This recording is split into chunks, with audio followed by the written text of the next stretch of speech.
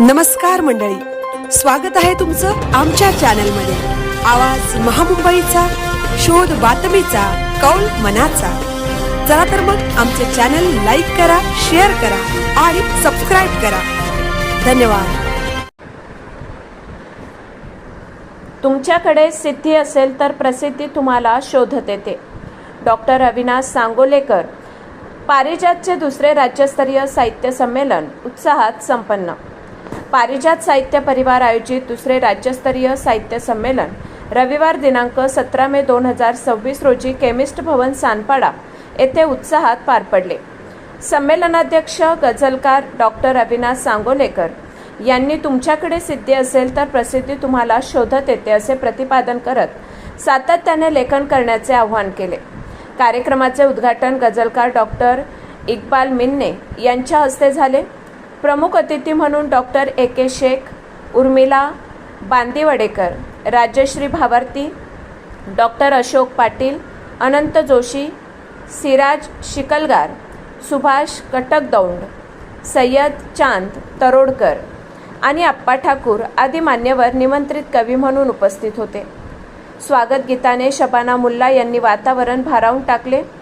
संमेलनात 21 पुस्तकांचे प्रकाशन, सन्मान सोहळा, बक्षीस वितरण सोहळा, निमंत्रितांचे गझल संमेलन, मान्यवरांचे मार्गदर्शन आणि काव्य वाचनाचे सत्र रंगले. डॉक्टर इक्बाल मिन्ने यांनी चुकांमधून नवी निर्मिती घडली पाहिजे असे प्रेरणादायी विचार मांडले. गझल नंदा प्राध्यापिका सुनंदा पाटील यांच्या प्रकट मुलाखतीने विशेष रंग भरला.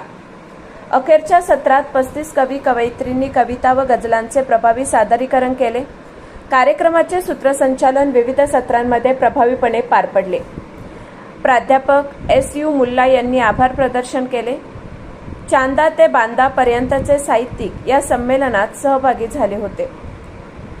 पारिजात साहित्य समूह आयोजित दुसरे राज्यस्तरीय साहित्य संमेलन रविवार 17 मे 2026 रोजी केमिस्ट भवन सानपाडा येथे उत्साहात पार पडले.